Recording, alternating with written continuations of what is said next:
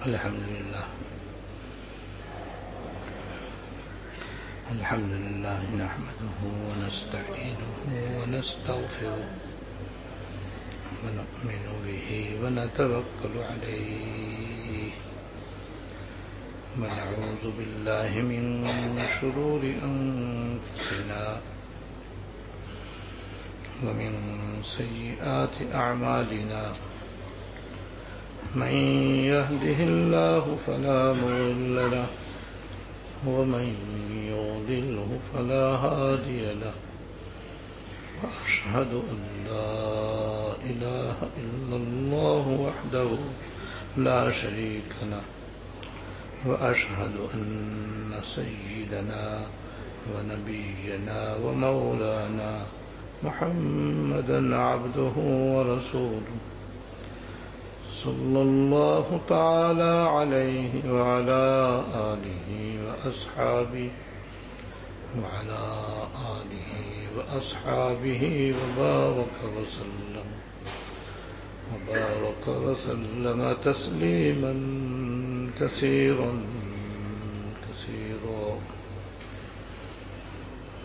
أما بعد. میرے قابل احترام بزرگوں، یہ حیات المسلمین کی آخری روح چل رہی ہے اور اس میں حضرت حکیم الامت مولانا تھانوی رحمۃ اللہ علیہ نے قرآن و حدیث کی روشنی میں یہ حکم بیان کیا ہے کہ مسلمان ایک الگ قوم ہے، کافر ایک الگ قوم ہے.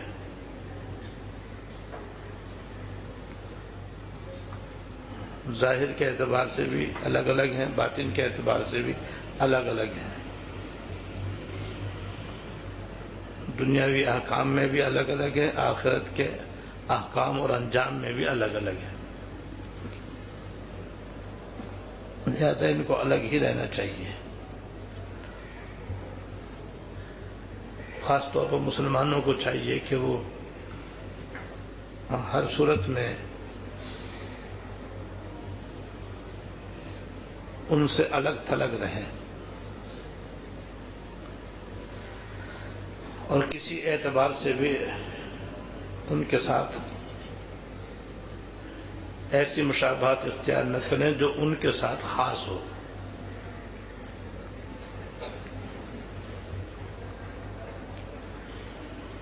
اس سلسلے میں حدیث نمبر 14 حضرت نے بیان فرمائی ہے،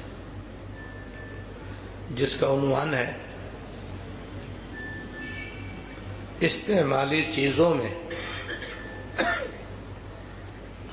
غیروں کی مشابہت کی ممانعت ہے. یعنی استعمال کی چیزوں میں بھی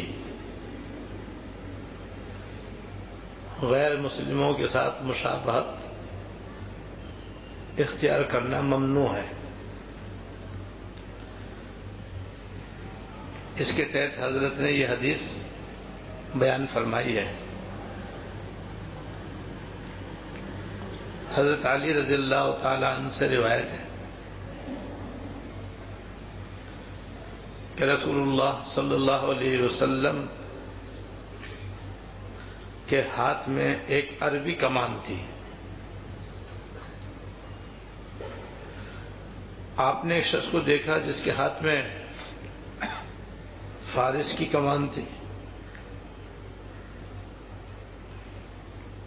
آپ صلی اللہ علیہ وسلم نے فرمایا کہ اسے پھینک دو،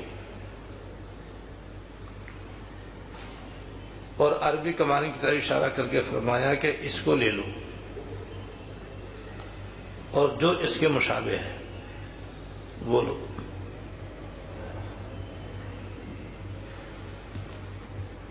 اس حدیث کا مطلب یہ ہے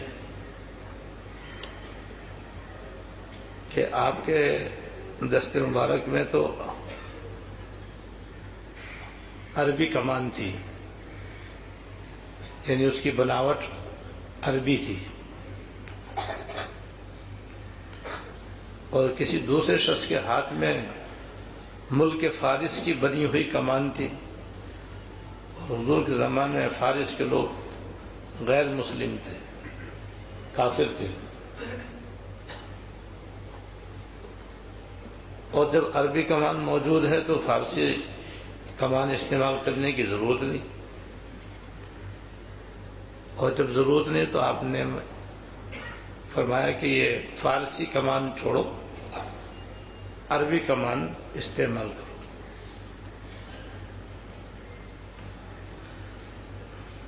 تو عربی کمان کے ہوتے ہوئے فارسی کمان استعمال کرنے سے آپ نے اس حدیث میں منع فرمایا. اس کے فائدے میں حضرت فرماتے ہیں معلوم ہوا کہ استعمال کی چیزوں میں بھی حتیٰ ایک انسان غیر قوم کی مشابہت سے بچنا چاہیے.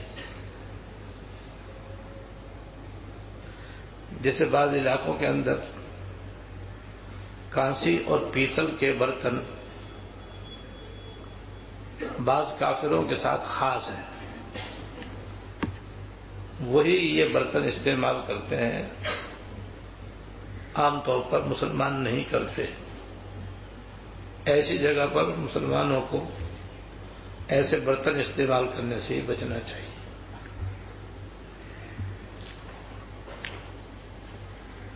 اسی کے مشابہ ہمارے زمانے میں ایک چیز ہے، وہ ہے انگریزی لباس اور انگریزی بال اور انگریزی وضافتہ. انگریزی لباس اصل میں انگریز ہے، غیر مسلموں کا ہے. اگر یہ صرف اور صرف انہی کے ساتھ خاص رہتا، دوسرے کافر بھی استعمال نہ کرتے، مسلمانوں کو تو کرنے ہی نہیں چاہیے، تو پھر اس کی سختی کے ساتھ ممانعت ہوگی، اور پھر یہ حکم ہوتا کہ مسلمانوں کو یہ لباس استعمال کرنا درست نہیں. اور جبکہ اس کے متبادل اسلامی لباس بھی موجود ہے، اور مسلمانوں کو چاہیے کہ اپنے اسلامی لباس ہی استعمال کریں، کیونکہ انگریزی لباس پہننے کے بعد آدمی مسلمان معلوم نہیں ہوتا.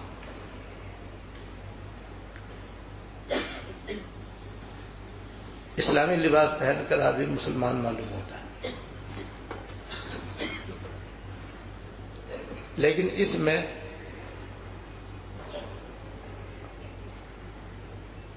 تھوڑی سی تبدیلی آ گئی ہے، اور وہ تبدیلی آ گئی کہ یہ انگریزی لباس انگریزوں کے ساتھ خاص نہیں رہا، بلکہ اب یہ بین الاقوامی لباس بن گیا. سارے دنیا کے لوگوں کو آپ دیکھو، عوام کو دیکھو، سربراہوں کو دیکھو، عمراء اور وزراء کو دیکھو، عام مسلمانوں کو، غیر مسلموں کو دیکھو، تقریباً دنیا کے زیادہ تر لوگ یہی لباس استعمال کرتے ہیں.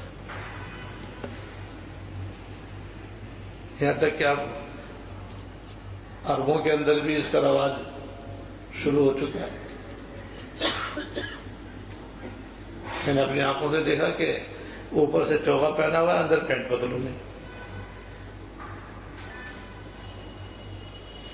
ترکی جانا ہوا تو وہاں امام صاحب کو دیکھا کہ اندر کوٹ پتلون، اور نماز پڑھانے کے لیے کوٹ پتلونی میں آئے، اور جب انہوں نے بس امامہ سر پہ رکھا اور کالا چوغا پہنا اور امامت کر دی،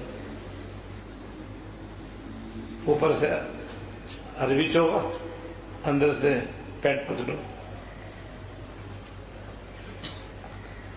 تو ساری دنیا کے لوگوں نے اب اسے اختیار کر لیا. اب برائے نام اکا دکا کوئی سربراہ اپنے پاکستانی قومی لباس میں کہیں چلا جائے تو اس سے کیا ہے؟ بہتر ہے، بہتر تو ہے بلا شبہ،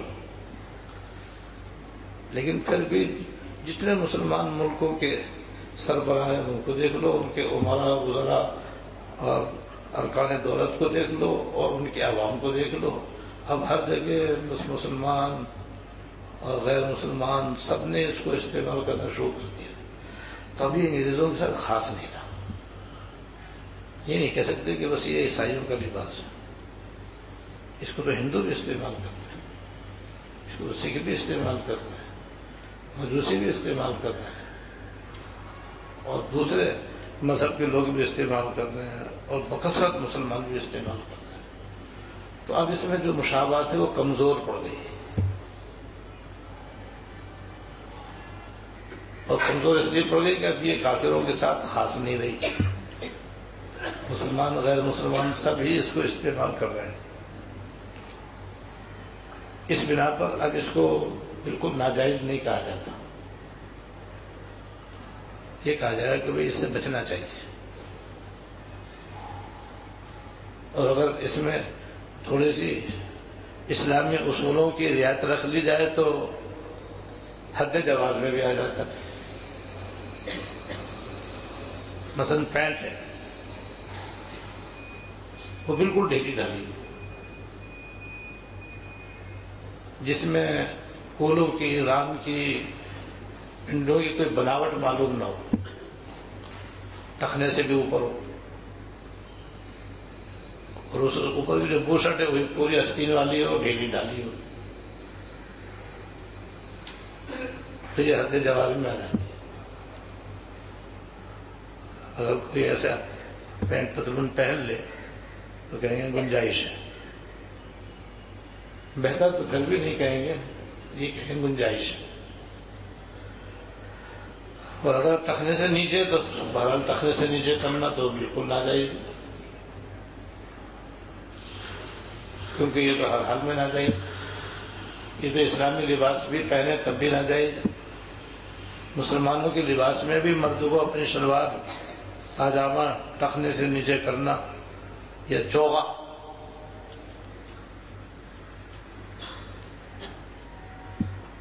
یا تہمت ٹخنے سے نیچے رکھنا ناجائز ہے. یا ایسا چست لباس پہننا کہ جس کے اندر جن اعضاء کا چھپانا واجب ہے وہ اس میں لباس کے چست ہونے کی وجہ سے نمایاں نظر آئے. یہ اتنا باریک لباس پہننا جس کے اندر سطر والے اعضاء نظر آئے، جیسے عام طور پر عورتوں کے لباس میں یہ خرابی پائی جاتی ہے. یا ایسا ناقص لباس پہننا جس کے اندر سطر کھل جائے، چاہے وہ مسلمانوں کا لباس ہو یا غیر مسلموں کا لباس ہو، دونوں میں ناجائز، کیونکہ اس میں تو شریعت کا جو اہم حکم ہے وہ ہے سطر کا چھپانا. یہ واجب ہے، مرد پر بھی واجب ہے، عورت پر بھی واجب ہے، دونوں پر واجب ہے. یہ شرط پوری نہیں ہوئی، یہ واجب چھوٹ رہا ہے، تو چاہے وہ انگریزی لباس میں چھوٹے چاہے وہ اسلامی لباس میں چھوٹے، دونوں صورتوں میں یہ واجب کا ترک کرنا ناجائز ہے. اور ایسے لباس کے اوپر بڑی سخت وعید آئی ہے.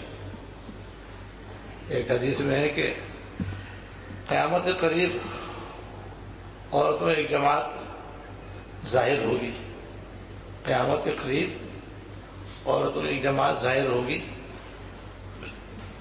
کہ وہ باوجود لباس پہننے کے ننگی ہوں گی. کاسیات عاریات، بعض عورتیں ایسی ہوں گی کہ ان کے جسم پر لباس تو ہوگا لیکن اس کے باوجود وہ ننگی ہوں گی. حضرات محدثین نے اس کے 3 مطلب بیان فرمائے کہ لباس پہننے کے باوجود ننگا ہونے کا کیا مطلب ہے. تو میں ایک مطلب تو اس کا یہ ہے کہ واقعتاً لباس ہی ناتمام اور نامکمل ہوگا. اور آپ سب جانتے ہیں کہ مسلمان عورت کا سطر جو ہے سر سے پیر تک ہے، سوائے چہرے کے، سوائے 2 ہتھیلیوں کے اور سوائے 2 قدموں کے، ٹخنے سے اوپر بھی سطر، ہاتھوں سے آگے بھی سطر، چہرے کے علاوہ سر، گردن، سینہ، بازو سب سطر۔ نامیرا مردوں سے اس کا چھپانا واجب، بلکہ نامیرا مردوں سے تو پردے کا بھی حکم ہے۔ سطر کی بات الگ ہے، پردے کی بات الگ ہے۔ پردے میں تو سر سے پیر تک عورت کو اپنے آپ کو چھپانا واجب ہے،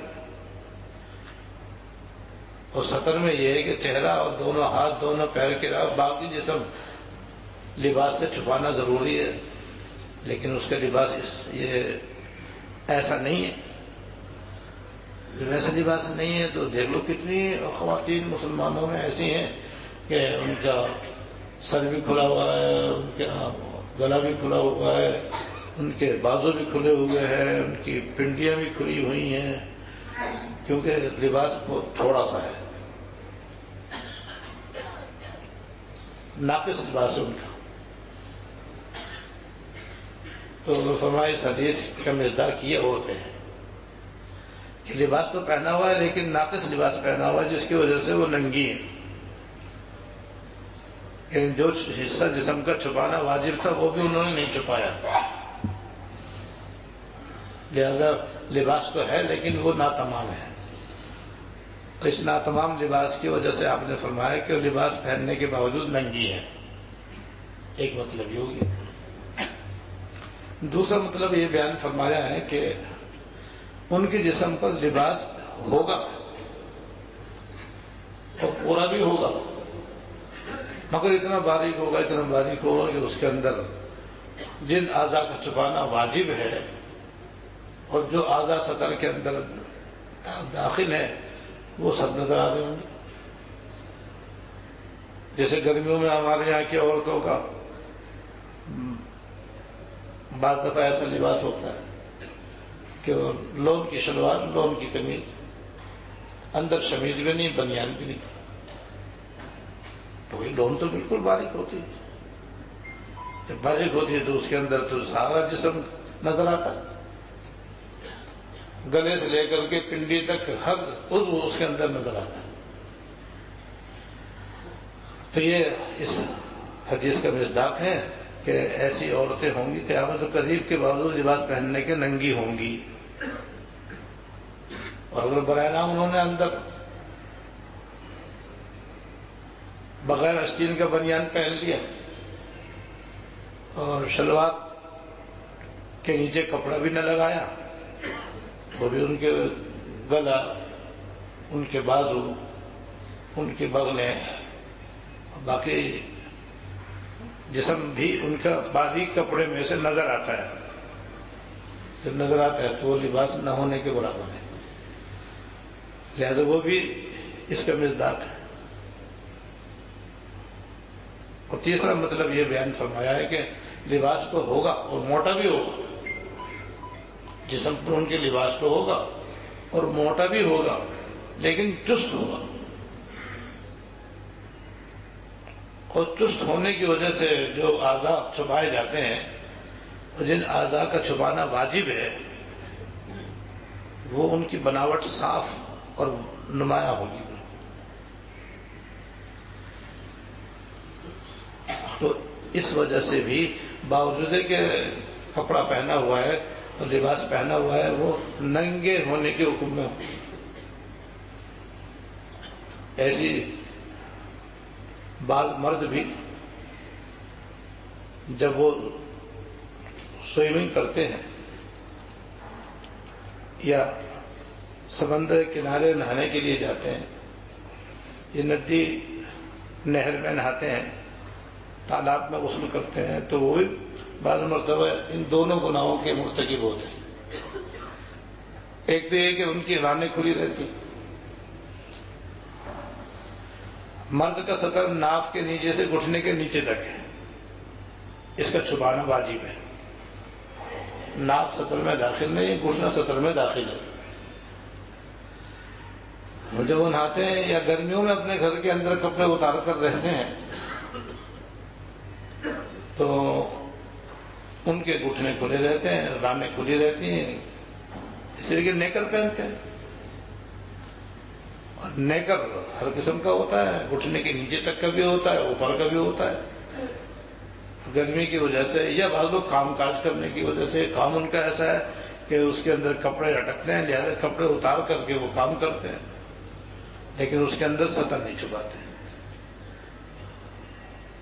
تو ان کے لیے بھی سطر کھولنا ناجائز، چاہے کام کیسے ہی ہو، چاہے کیسی گرمی ہو، اور چاہے نہانے کے لیے آدمی اس طرح سے نہائے. یا بعض لوگ موٹا نیکر پہنتے ہیں لیکن وہ نیکر جو ہوتا ہے وہ چست ہوتا ہے. جیسے بعض کھلاڑی بھی جب کھیلتے ہیں تو ایسی پتلون پہنتے ہیں کہ وہ بالکل چست ہو، کیونکہ بھاگنا پڑتا ہے، دوڑنا پڑتا ہے، چلنا پڑتا ہے، کودنا پڑتا ہے. تو آج کل کے کھیلوں کے اندر تو یہ بات عام ہے. تو وہ بھی ننگے کے حکم میں. اچھا، ایسے لوگوں کو قصدن دیکھنا، خاص طور سے ان کے سطر والے اعضاء کو قصدن دیکھنا بھی گناہ ہے. یہ ایک الگ وجہ ہے آج کل کے کھیلوں کے دیکھنے کے درست نہ ہونے کی. یہ میں اس لیے یاد کر رہا ہوں، دیکھو یہ ساری باتیں ہمارے سامنے موجود ہیں، لیکن بعض لوگ احتیاط نہیں کرتے اور اس کو کہتے نہیں کرکٹ کھیل دیکھنے میں کیا ہے، ہم تو نہا رہے ہیں، کھیل رہے ہیں، کود رہے ہیں، اس میں کیا ہوا؟ یہ ہوا کہ اس کے اندر گناہ بھی ہو رہا ہے. کھیلنے کی بھی حدود ہیں، شرائط ہیں. اس میں سے ایک شرط یہ بھی ہے کہ سطر نہ کھلے. سطر کھلنے میں یہ بھی ہے کہ سطر چھپا ہوا تو ہے لیکن کپڑا اتنا چست ہے کہ جس کی وجہ سے ران کی اور کولے کی اور گھٹنے کی بناوٹ جو ہے وہ نظر آ رہی.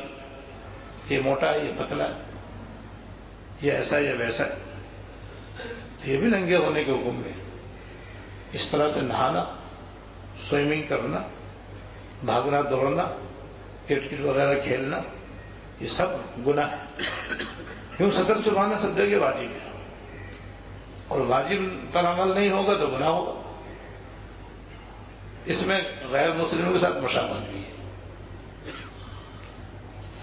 ہمارے دین کے اعتبار سے تو یہ حدیث کے روح سے ننگا ہونے کے حکم میں ہے، لہذا گناہ ہے، ناجائز ہے. ساتھ غیر مسلم بھی ایسا ہی کرتے ہیں. ان کے یہاں تو کوئی سطر کا مسئلہ ہی نہیں، سطر پوشی کا کوئی ان کے اہتمام ہی نہیں ہے. وہ تو ننگا رہنا بھی ان کے یہاں کوئی عیب نہیں ہے. تو ساری ننگی دنیا عام طور پر کافروں کی طرف ہے.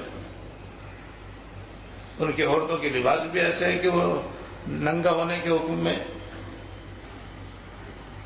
تو ان کے ساتھ مشابہت بھی ہے. تو سطر کا چھپانا الگ واجب، غیر مسلموں کے ساتھ مشابہت الگ گناہ. اس لیے حضرات محدثین رحمہ اللہ نے فرمایا کہ قیامت قریب حضور کے ارشاد کے مطابق ایسی عورتیں سامنے آئیں گی کہ جو لباس پہننے کے باوجود ننگی ہوں گی. اس کے 3 مطلب انہوں نے بیان فرمایا. اور آپ نے فرمایا کہ وہ خود بھی مردوں کی طرف مائل ہونے والی ہوں گی، ان کو بھی اپنی طرف مائل کرنے والی ہوں گی، اور ان کے سروں کے بال جو ہے وہ اونٹ کے کوہان کی طرح کبھی ادھر جھکیں گے، کبھی ادھر جھکیں گے. یعنی بال بھی بڑے بڑے انہوں نے اپنے سر کے اوپر سجائے ہوئے ہوں گے، بنائے ہوئے ہوں گے. یعنی اپنے آپ کو انہوں نے آراستہ پیراستہ بھی کیا ہوا ہوگا، اور خوبصورت اپنے آپ کو کر کے دوسروں کو اپنی طرف مائل کرنے والی ہوں گی. یہ بھی ان کے اندر خرابی ہوگی. اگر فرمایا تو ان کے اوپر لعنت کرو، ان کے اوپر لعنت کرو، فإنہن ملعونات، کیونکہ یہ ملعون عورتیں ہیں.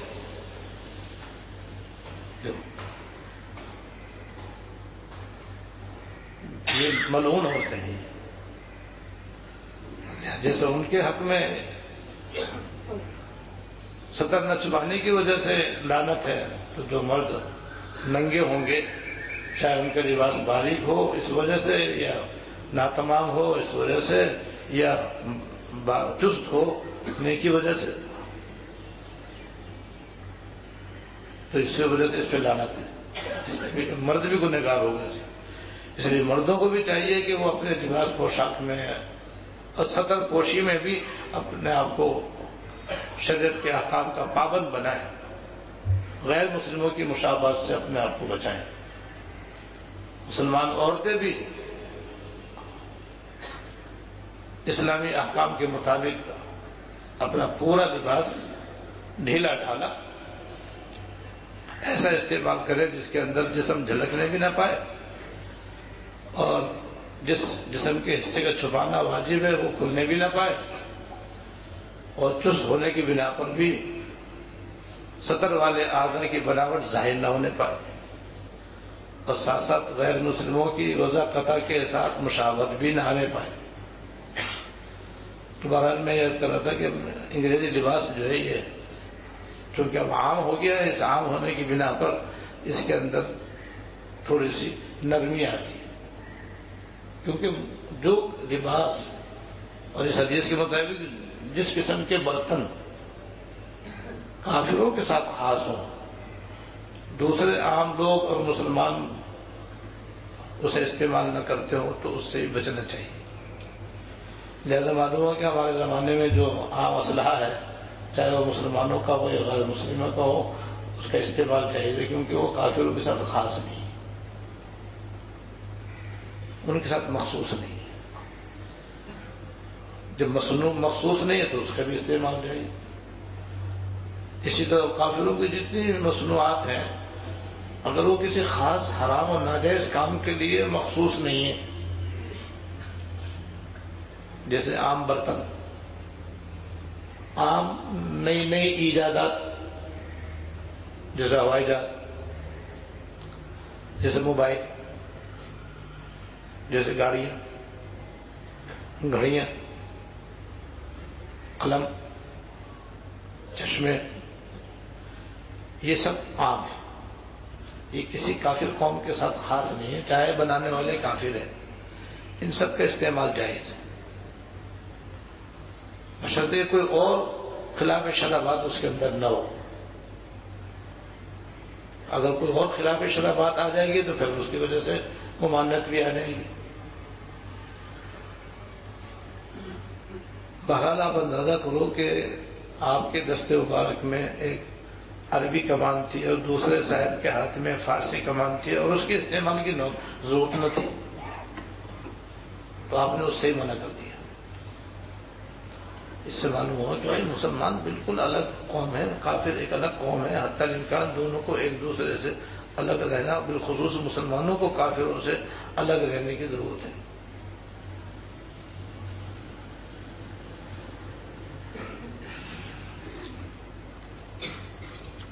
مجھے اس وقت ایک واقعہ یاد آیا کہ پہلے زمانے میں جو دین سے کچھ دور ہوتے تھے وہ بھی دیکھو دین کا کتنا خیال رکھتے تھے، یہ ہے اس لب لباب کو سکھایا۔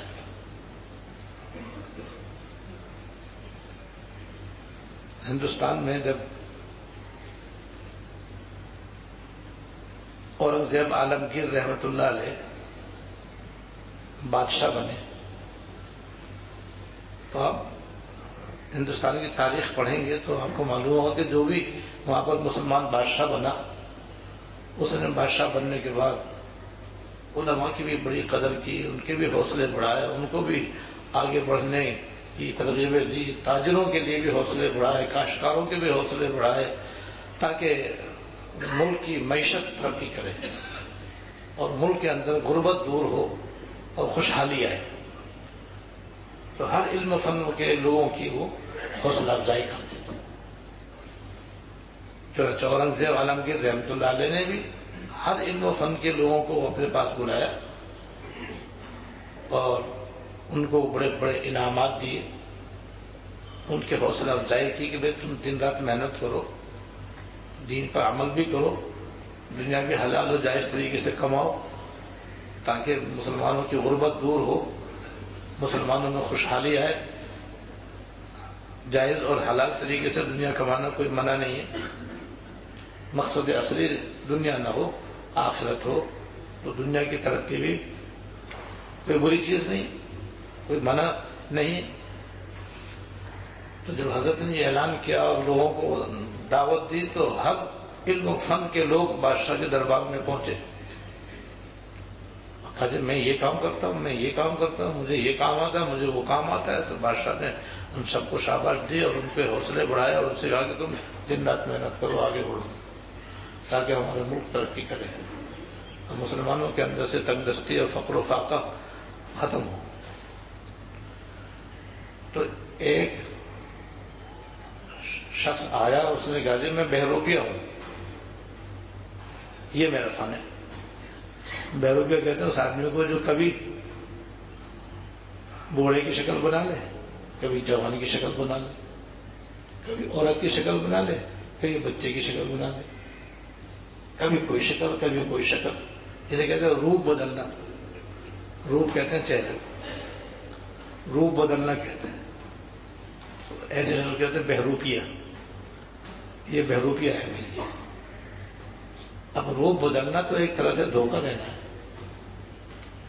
تو اس نے آ کر کہا کہ حضرت میں تو بہروپیہ ہوں اور یہ میرا فن ہے، لہذا میں ہر قسم کا روپ بدل سکتا ہوں اور اپنے آپ کو بدل کے میں آپ کو دکھا سکتا ہوں، لہذا مجھے بھی کچھ انعام ملنا چاہیے۔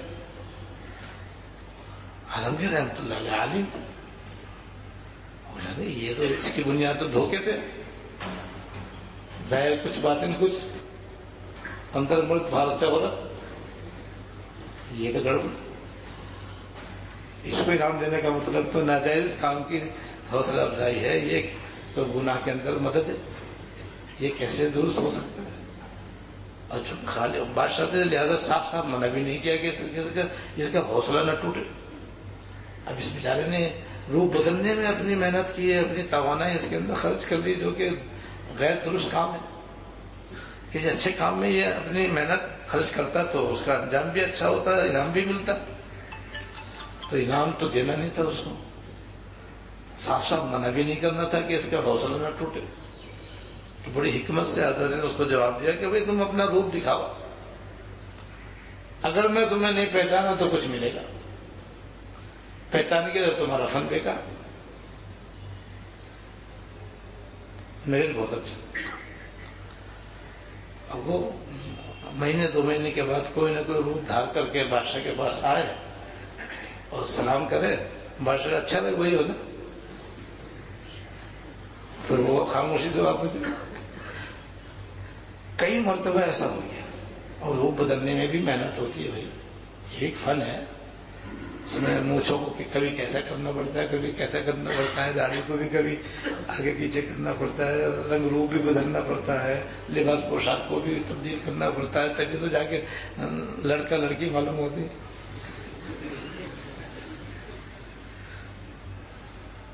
تو کئی مرتبہ وہ روپ بدل کے آیا، ہر مرتبہ جناب بادشاہ سلامت پہچان گئے کہ اچھا وہی ہے نا بھائی، ہاں ٹھیک ہے، اب انعام میں نے کچھ نہیں دیا۔ وہ بھی سمجھے میں جب مجھے پہچان لیا تو پھر میرا روپ دھارنے کا فائدہ کیا ہوا؟ روپ تو ایسا بدلے کہ بادشاہ کو بھی پتہ نہ چلے، پھر ہے روپ بدلنا۔ جب وہ تین چار مرتبہ فیل ہو گیا تو اس نے اورنگزیب عالمگیر رحمۃ اللہ علیہ کے خاص خدمت گاروں سے پوچھا کہ یار مجھے یہ بتاؤ کہ بادشاہ سلامت کو کس سے محبت ہے، کس سے محبت ہے؟ ہمیں اللہ والوں سے بڑی محبت، اللہ والوں سے بادشاہ کو بڑی محبت ہے۔ جہاں بھی دورے پہ جاتے ہیں تو سب سے پہلے وہاں پوچھتے ہیں کوئی اللہ والے یہاں کون ہے، اور پھر اس کی خدمت میں جاتے ہیں، اس کو ہدیہ بھی دیتے ہیں، اس کو تحفہ بھی دیتے ہیں، اس سے دعائیں لے کر واپس آتے ہیں۔ بلاشبہ عالمگیر رحمۃ اللہ علیہ بڑے نیک اور اللہ والے آدمی تھے، تو اللہ والوں کو تو اللہ والوں سے محبت ہوتی ہے۔ اللہ تعالیٰ ہمیں بھی اپنے نیک بندوں کی سچی پکی محبت عطا فرمائے۔ میرا پتہ کام بن گیا، جب یہ پتہ چل گیا کہ عالمگیر رحمۃ اللہ علیہ کو اللہ والوں سے محبت ہے، بہت کام بن گیا بھائی، اور پھر کشمیر چلا گیا، اور وہاں بھی کسی جا کر کسی گاؤں کے باہر کسی پہاڑ کے دامن میں غار میں جا کر کے یاد الہی میں مشغول ہو گیا اور بالکل اللہ والوں جیسا روپ اس نے دھار لیا. ایک امامہ باندھ لیا, ایک لال ٹوپی اوڑھ لی اور موٹے دانوں کی تصویر لے لی, لمبی داڑھی کر لی اور رنگا ہوا ایک چوکا استعمال کرنا شروع کر دیا اور دن رات اللہ اللہ کرنے میں لگ گیا. اب کوئی غار میں اچانک کسی بستی کے پاس کوئی ایسا آدمی پہنچ جائے تو سب یہ کہ آسمان سے فرشتہ اپنے ایسے ہی ہو. جب لوگ وہاں سے آئے گئے, بکری چرانے والے وہاں سے گزرے, سفر میں جانے آنے والے, یہ بزرگ یہاں, یہ تو بڑے اچھا بات ہے. اور جب کسی کے دل میں یہ آ جائے تو بس پہ سمجھو پھر واقعی وہ بزرگ اس کو تو رسید مل گئی. اب اتفاق سے کسی کی طبیعت خراب ہوئی, اس نے اپنے بچے کو جا کے دم کروا دیا, کسی نے جا کر کے ان سے پانی دم کروایا, بچوں کو پلایا, تو اللہ کے نام میں تو اصل فائدہ ہو گیا. تو تب تو پورے علاقے میں ان کی دھوم مچ گئی کہ بھائی ہماری خوش قسمتی ہے, آسمان سے ایک فرشتہ اترا ہے, یاد الہی میں مشغول ہے, اس کے دم میں اتنا اثر ہے, میں ٹھیک ہو گیا, میرا بچہ ٹھیک ہو گیا. بس پھر کیا تھا, وہ دور دور اس کی شہرت ہو گئی اور لوگ آ رہے ہیں جا رہے ہیں, کھانے کی کمی نہیں, پہننے کی کمی نہیں, بس دن رات دکان جو ہے چلتی. 2-3 سال کے بعد اتفاق عالمگیر رحمۃ اللہ علیہ کا دورہ ہوا کشمیر کا. جو وہاں پہنچے تو لوگوں نے پوچھا یہاں بھی کوئی اللہ والا ہے؟ حضرت ایسا ہے کہ آپ نے کہیں دیکھا ہو؟ کوئی میں ضرور جاؤں, مجھے بھی لے کے چلے. اب بادشاہ سلامت چلے, اپنے وزیر کو بھی ساتھ لیا اور اشرفیوں کی کھیتی لی نذرانہ دینے کے لیے. اور پھر جناب اس نے پہلے وزیر کو بھیجا کہ بھائی جا کے سلام کرو, بادشاہ سلامت ملنا چاہتے ہیں. وہ گیا وزیر اندر جا کر کہا حضور وہ بادشاہ سلامت ملنا چاہتے ہیں. اس کو ہمیں ملنے کی کیا ضرورت ہے, کیا ضرورت ہے یار, کیوں ملنے کے لیے آئے؟ ہم لوگوں کو اللہ اللہ سے فرصت نہیں ہے, ہم کو یہاں کر کے وہ تنگ کرتے ہیں.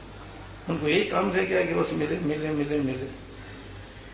حضرت کو بڑے پاک ہے, ملنے کی بھی اجازت نہیں دے رہے. کہا جائے کہنا کہ میں کچھ وقت نہیں لوں گا, بس خالی میں ہدیہ پیش کروں گا, دعا لوں گا, چلا جاؤں, مجھے اور کوئی غرض نہیں. اچھا جانا. اب جناب بادشاہ سلامت بڑے ڈرتے بڑے ادب کے ساتھ وہاں سے سلام پیش کیا اور خیریت پوچھی, نذرانہ پیش کیا. تو اس نے ایک لات ماری کہ بادشاہوں کے پاس سوائے دولت کے اور کیا ہے, مجھے ایسی کوئی ضرورت نہیں ہے, ہم تو اللہ کرنے والے لوگ ہیں, ہمیں کیا ضرورت ہے پیسوں کی, لے جاؤ میں پیسے. تو بادشاہ برا نہیں منایا کہ بھائی اللہ والے تو ایسے ہوتے ہیں دنیا میں, ان کا دل تھوڑی ہوتا ہے, آخرت میں ہوتا ہے, لہٰذا مزید اسلام مناسب نہیں. اشرفیوں کی تھیلی واپس لے لی اور وہاں سے دعا کی درخواست کر کے واپس بگی میں آئے تھے. جا کے بگی میں بیٹھے اور بگی چل پڑی. تو اب یہ جناب کپڑے وپڑے اتار, اب بھاگا, بادشاہ سلامت ٹھہریے, بادشاہ سلامت ٹھہریے, بادشاہ سلامت ٹھہریے. میں کونے میں دیکھوں کوئی بزرگ ہے, حضرت تھوڑی دیر کے لیے ٹھہریے. گاڑی ٹھہرائی, حضرت کو میرا انعام دے دیجیے. کم وقت کو بیٹھا تھا. حضرت آپ نے کہا تھا نا میں نہ پہچانوں تو کچھ ملے گا, لہٰذا آپ نے تو مجھے پہچانا نہیں. ہاں وہ بات ٹھیک ہے, ٹھیک ہے, میں تو سن رہا تھا واقعی تو اللہ والا ہے, تو کم وقت 2 روپیہ نکلے. پھر 2-4 ٹکے حضرت نے اس کو, لیکن پھر ایک بات پوچھی اور اس نے اس کا جواب کیا, یہ ہے یاد رکھنے کا, سبق لینے کا. بادشاہ سلامت نے عالمگیر رحمۃ اللہ علیہ نے اس سے کہا کہ دیکھ اس وقت میں اشرفیوں کی تھیلی دے رہا تھا, کم از کم 100 گنیاں تو اس کے اندر اشرفی کی اور سونے کی ہوں گی. وہ تیرے لیے اس چند ٹکوں سے کہیں زیادہ بہتر تھے, وہ کیوں نے قبول کر لی؟ اب یہ چند ٹکے تو مجھ سے لے کر کیا کرے گا, ایسا کیوں کیا تمہیں؟ سنا اس نے کہ حضرت میں نے جن لوگوں کا روپ دھارا تھا, جن لوگوں کی میں نے شکل اختیار کی, یہ پیسے جو ہے اس کے خلاف تھا. اگر میں پیسے لے لیتا نا تو یہ اللہ والے بدنام ہو جاتے کہ یہ لوگ آخرت کا راستہ اللہ تعالیٰ کی محبت کا راستہ اختیار کر کے بھی طالب دنیا ہوتی. یہ تو طالب آخرت ہوتی. میں نے طالبین آخرت کا روپ دھارا تھا, ان کی شکل میں نے اختیار کی تھی. تو یہ اشرفیوں کی کھیلی لینا اس روپ کے خلاف تھا, اس لیے میں نے وہ نہیں کیا. یہ میں نے اپنے فن کا مظاہرہ کیا, لہٰذا یہ کنفیکری میرے لیے بہت. ہمارے حضرت فرماتے تھے کہ پہلے زمانے کے بہروپیوں بھی جن کے فن کی بنیادی دھوکہ دینے پر ہے وہ بھی اتنا خیال کر لیتے ہیں. تو بس روپ کی قیمت ہے, بس روپ کی قیمت ہے ساری. اگر ہمارا روپ سرکار دو عالم صلی اللہ علیہ وسلم کے مشابہ ہوگا, ظاہر کے اعتبار سے بھی, باطن کے اعتبار سے بھی, کپڑوں کے اعتبار سے بھی, لباس کے اعتبار سے بھی, رہن سہن کے اعتبار سے بھی حاصل کی سنت کے مطابق ہوگا, تو وہ روپ بھی اللہ تعالیٰ کیا بڑا قیمتی ہے. اس پر اللہ تعالیٰ کو پیار آتا ہے. اور کیا بعید ہے کہ ظاہری روپ ہی پر اللہ تعالیٰ کی طرف سے مغفرت ہو جائے. 2 قصے میں آپ کو سنا چکا ہوں حضرت موسیٰ علیہ السلام کے زمانے کے. ان کے زمانے میں ایک بہروپیہ تھا کہ وہ بہروپیہ اللہ تعالیٰ کے عذاب سے بچ گیا تھا, اور معجزہ دیکھنے والے جادوگر بھی تھے اور فرعون اسی قوم بھی تھی. لیکن جادوگر موسیٰ علیہ السلام کے روپ میں آئے تھے تو ان کے دل میں بھی ایمان آئی ہے. فرعون کو ایمان نصیب نہ ہوا, درباریوں کو ایمان نصیب نہ ہوا. وہ جو کہ موسیٰ علیہ السلام کے روپ میں تھے تو محبوب کے روپ میں ہونے کی بنا پر اندر ایمان نہیں تھا, ظاہر میں شکل ویسی تھی, تو اس پر بھی اللہ پاک کی رحمت ہو گئی, اور اس کی رحمت کے بدولت ان کے دل میں بھی اللہ پاک نے ایمان عطا فرمایا, اور بڑا راسخ اور مضبوط ایمان اللہ تعالیٰ نے ذرا سی دیر میں حضرت موسیٰ علیہ السلام کی صحبت کی برکت سے عطا فرما دیا. یہ ہے نقطہ یاد رکھنے کا. اس لیے ہمیں چاہیے کہ بھئی اپنے روح کو بالکل سنت کے سانچے میں ڈالیں, کہ ہمارے سر سے پیر تک روح جو ہے سنت کے مطابق ہو. لہٰذا کسی کی بھی شلوار ٹخنے سے نیچے نہیں ہونی چاہیے, یعنی مردوں کی. انگریزی بال سر پہ نہیں ہونے چاہیے, سنت کے مطابق لباس ہونے, سر کے بال ہونے چاہیے.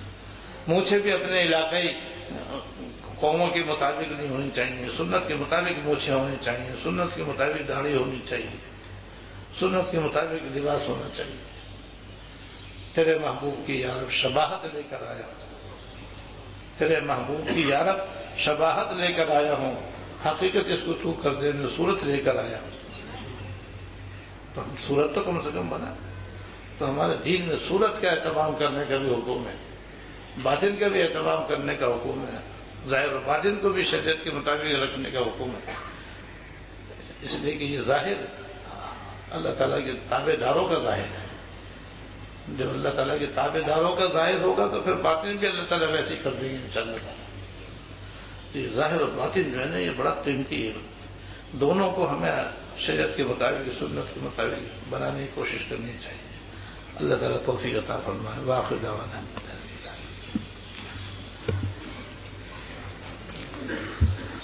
اللهم لك الحمد لا نحصي ثناء عليك كما أثنيت على نفسك.